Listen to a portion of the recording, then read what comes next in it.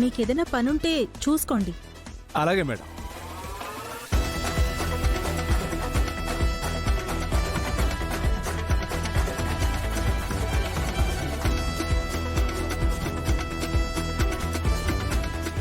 ఏంటి అక్షిత, నాతో ఏమైనా మాట్లాడాలా? అంటే అది తన కష్టాల గురించి చెప్పాలనుకుంటుంది మేడం. వాట్? కష్టాలా? ఏం కష్టాలు? ఎవరి వల్ల కష్టాలు?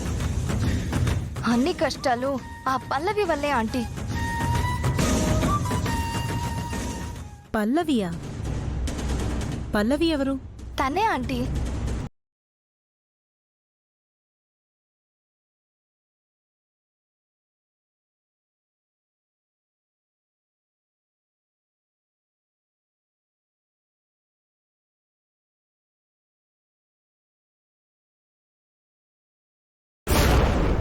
తనతో నీకు ప్రాబ్లం ఏంటి?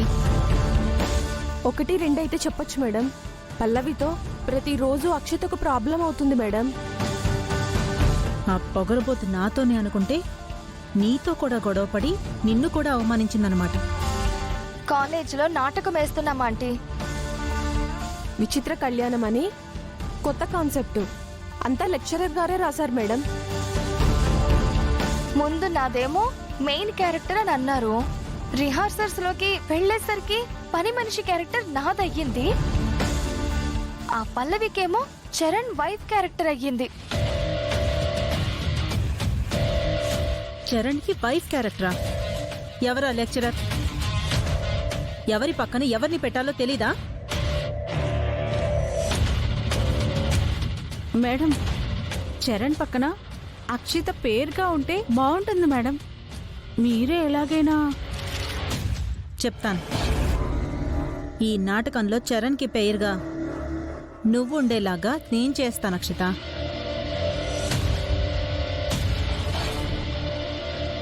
అంటే ఆంటీ నాటకం కాన్సెప్ట్ లెక్చరర్ గారిది. కాన్సెప్ట్ అతనిదైతే మనం డైరెక్ట్ చేద్దాం. మేడం, డైరెక్షన్ కూడా ఆయనే చేసుకుంటున్నారు మేడం. అప్పుడు నేను దర్శకత్వ పర్యవేక్షణ చేస్తాను.